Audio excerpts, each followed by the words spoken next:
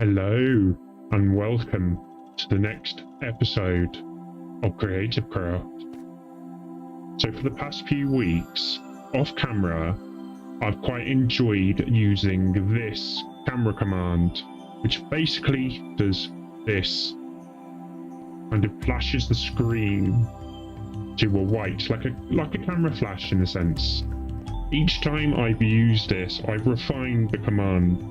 So this command will do the fade, which is the flash, at every player at a radius of 5 blocks from my position, and it will flash it white because I can change the color if I want to.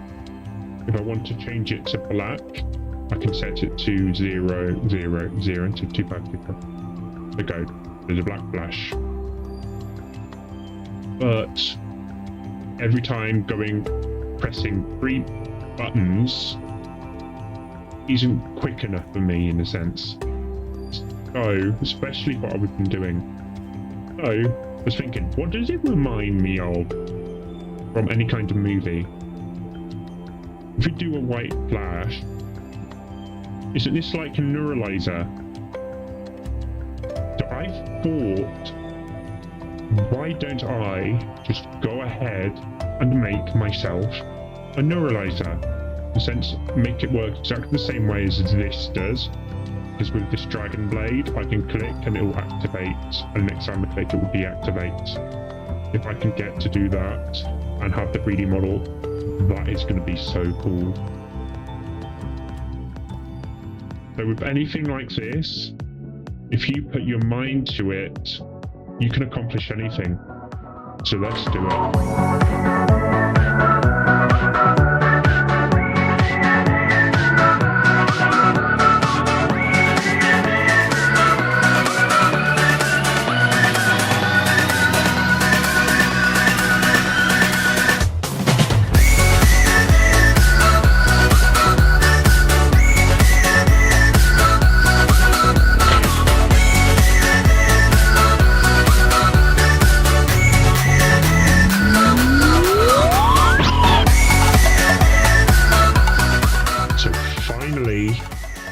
I've got it to work.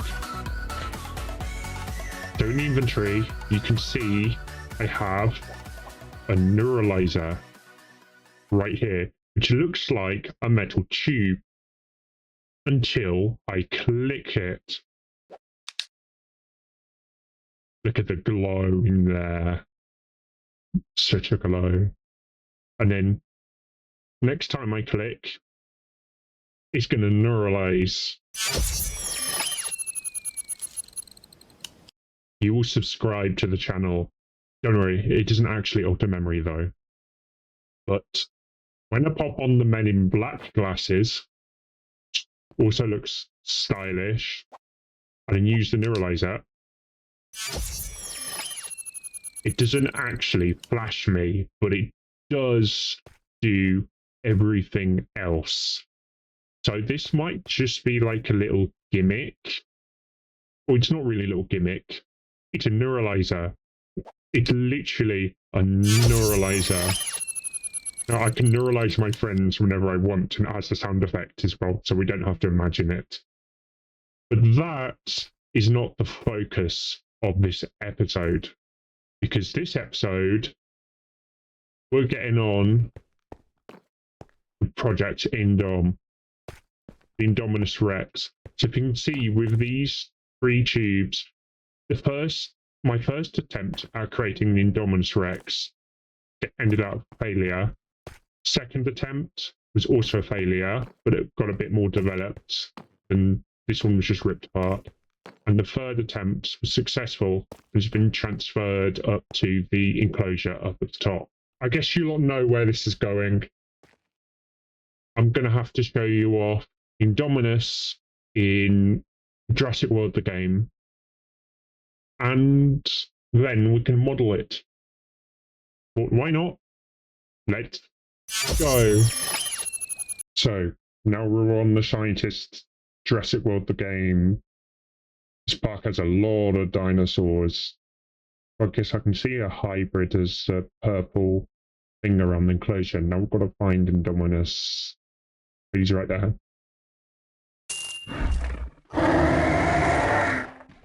I like that. Hello. I think I've chosen right. So this is Indominus Rex.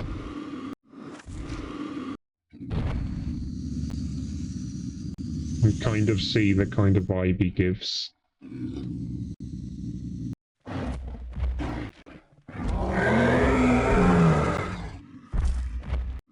So I'm gonna go and get a few images of this now. And let's start. And before we model this, we need to model the DNA and everything that's required to make the dinosaur. So let's go over to a time lapse where we're going to make all of the items involved to make it and the dinosaur itself. Let's go.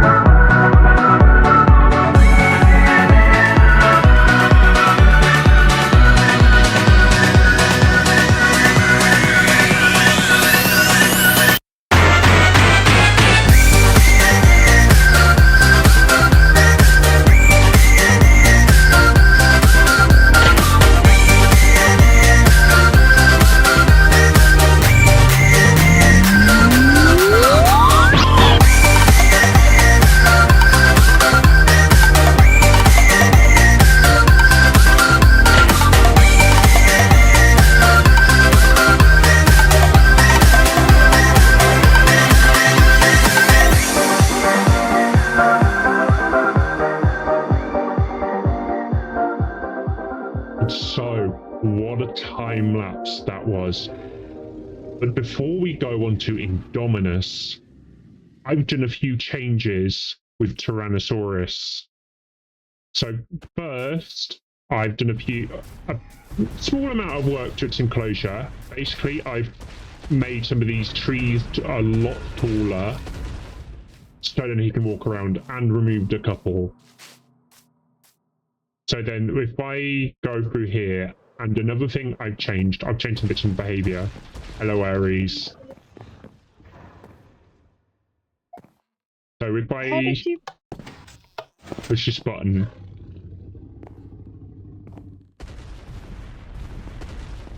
the T-Rex is going to follow, as usual.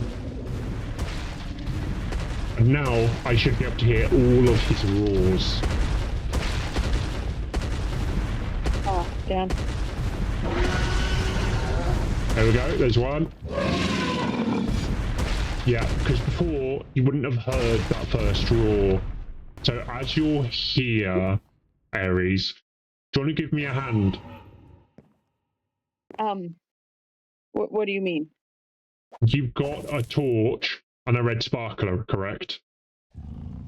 Wait, let me just. Yes, I have now. Can you kind of see what happens when I hold one of them?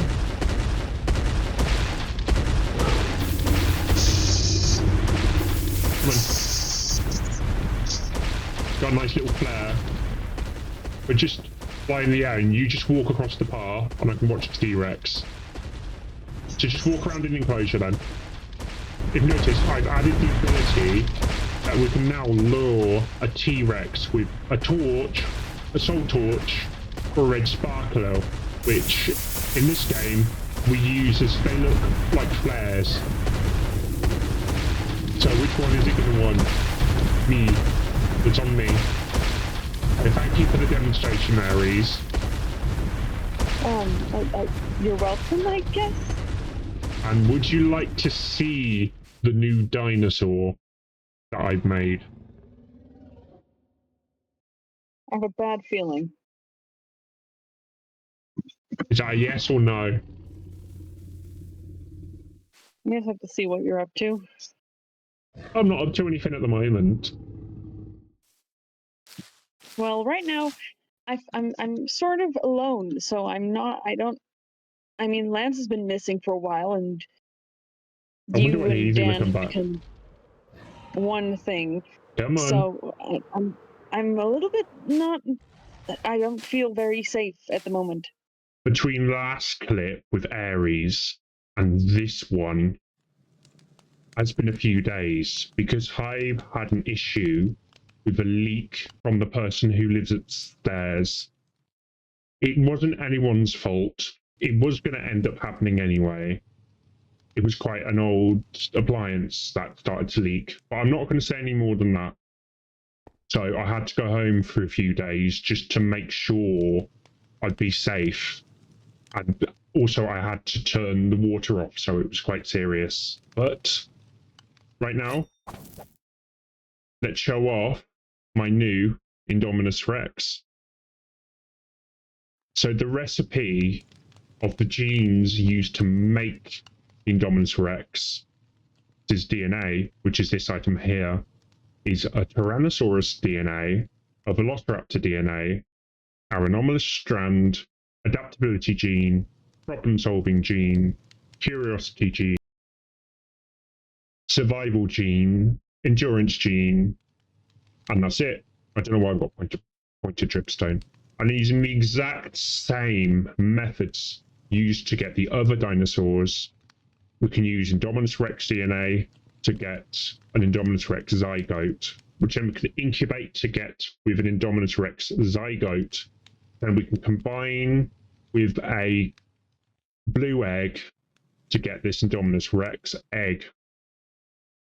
And then we can incubate it to make the incubated Indominus Rex egg. So now let's actually show off this dinosaur.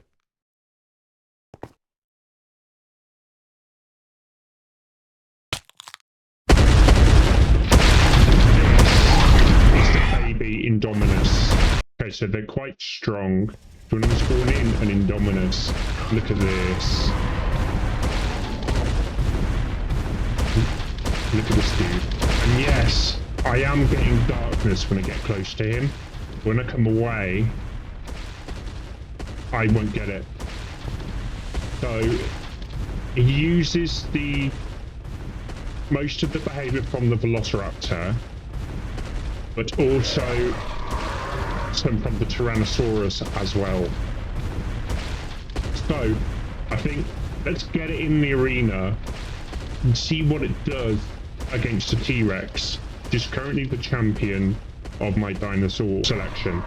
So here we are in the dinosaur battle arena. I'm going to summon an Indominus Rex there.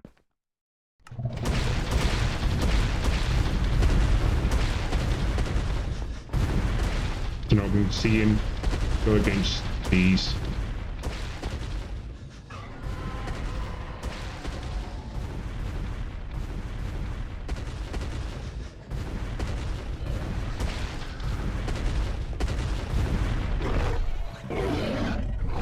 He's quite strong. And it's going to summon in the T-Rex.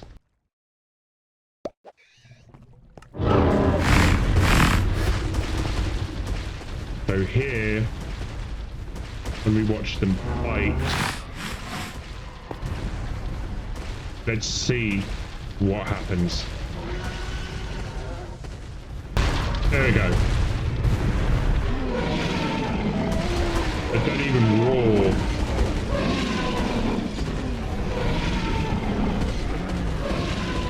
Look at these. And of course, as expected, Indominus takes down the T-Rex really quite easily. And if you're wondering, yes, I have added a custom sniff sound to him because I did find one. So now we need to build an enclosure for him. As I have said several times, this is where the Indominus enclosure is going to be. I'm gonna put the base of it about level with these blocks, and we've got a bit of room down here. And yes, I am gonna move the player launcher. I think I'll move it a lot further up. Now, I think I'll do make it work with decoration and such. But if I wanted to, I could literally do a pillar that goes straight up from there and holds it like a spike that goes up. But that would look quite cool, and it would still have enough room for Indominus to look around.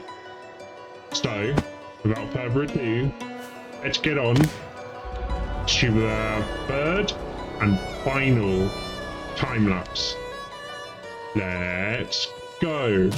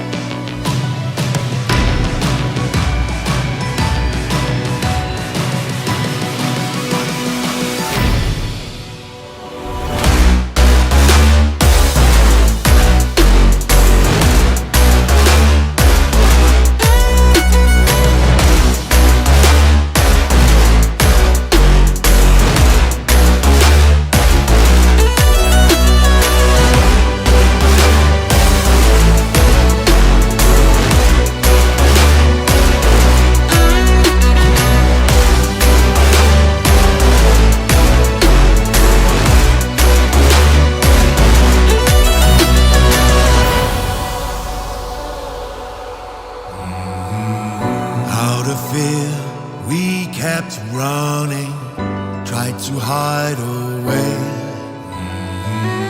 Can you hear? War is coming, beckoning our fate. This is the day that we stand up, this is the day we fight. We'll take our place, we won't give in, our victory's in sight. Only a sword in our hand, but we enter the lion's den. We're not waiting for a war, we bring the war to them.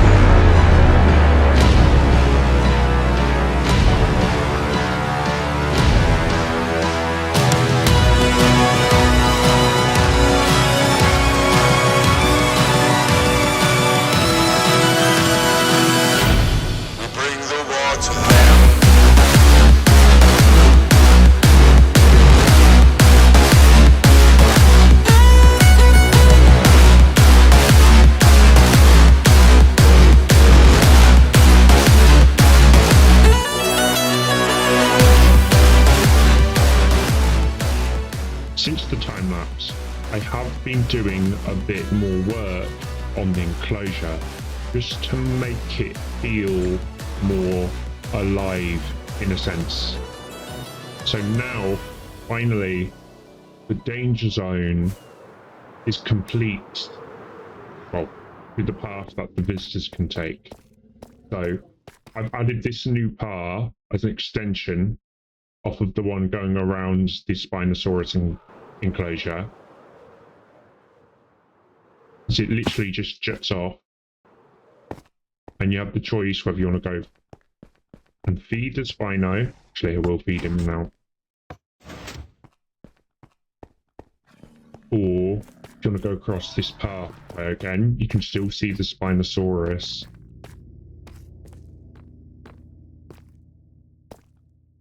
And then go into the volcano.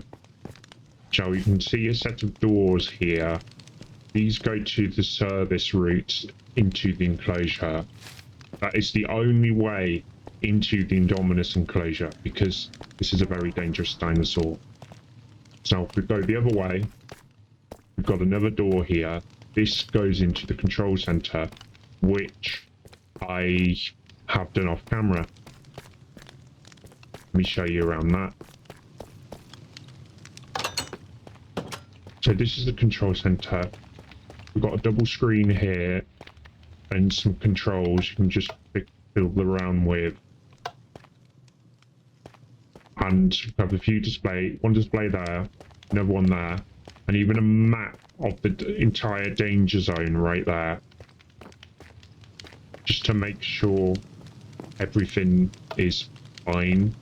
Because this is the control center for the danger zone.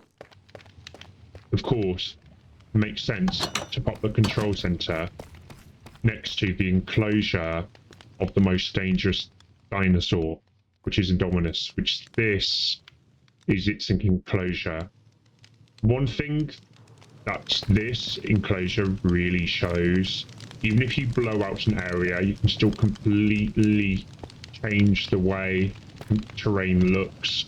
And this, oh, this, I'm really happy with the way it blends into the rest of the volcano. It's also, I've had an idea when it comes to the moss.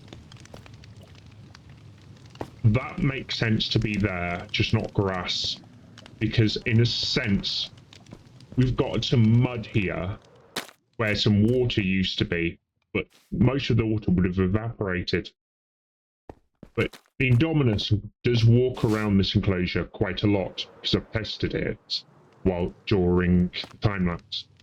And I think maybe the Indominus would be able to spread around the moisture from the mud around its feet, or from its sweat anyway, would allow moss to latch onto the rock and grow.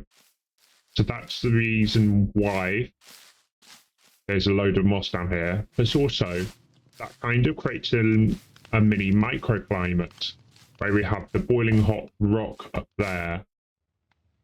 We've got a pocket in the middle of the volcano above the lava pools where life can thrive. And then onto the walkways to view the dinosaur, we have these lovely railings using anvils and walls. I really like the look of these, looking like really industrial, high quality railings to make sure that they don't break. And then if we can go down here, take around this corner, this goes to the next walkway where you can be able to see even more of the Indominus when it's down there. So you can see it from over there. You'll be able to see it from over there when it's over here. When it's over in that direction, you walk around here. And then, of course, I place some barrier blocks to stop people from trying to escape or something, or fall in, because they will just die, and we don't want that. And also, that is not the only thing I've done. If you look at there, that is the pair launcher. if we jump up the railings just a little bit, you can jump up this section and just climb this ladder. We go all the way up to the platform of the player launcher, which this is really quite close to the top of the volcano, and you get a really good view of the enclosure. Just do not want to fall off of here, because from this height you would probably die anyway, let alone the Indominus. So I've got the button here, and just drop onto this. It launches me even higher because it's replaced the launcher higher. So there's one thing left to do with the enclosure. I actually need to put the Indominus in there. If we come back to this entrance, I can now show you the service entrance to get into, actually get into the enclosure. We'll go through this door into this cave area, down this ladder. We've got this suspended bridge here, or suspended walkway, that's been anchored to the rock above. But this is definitely not going to fall down. And yes, I have done some changes to the rock over there just to hide the entrance to the lair. And this is the other side of the wall of the enclosure. And of course, because we've got a drip of lava coming down here, I had to do this. So we've even got a little area between the enclosure and the roof of the lair where I can put something else. Probably Project IR01 and do enclosure right in here, but that will be completely secret, and the only entrance would be through here if I do that.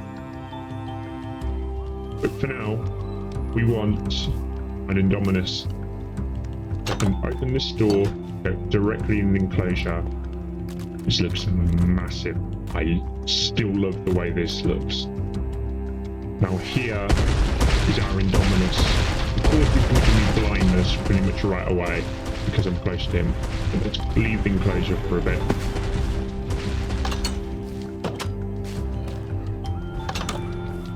Still want to get used to that. And there you are. So now we can actually perfectly see Indominus there. He's very reflective, so in a sense, he does kind of camouflage a bit, even with vibrant visuals. So when he comes down here, it's very dark, and so by the light, it brightens up. But he is kind of stone-ish coloured, so it does kind of blend in. And you kind of see what I mean. He does walk around the enclosure a lot. Not like the Tyrannosaurus, which likes to stay in one place. I've got to fix that. So that is all I have time for on this episode. Next episode, we're going to be going into Project IR01, because if you think about it, Indominus is quite large. You're going to be able to see him from quite a while away, but we can try. Actually, I have an idea. That should be fine to start the chaos, won't it? I'm sure that placing some of these around the server will drive them out so I can be free.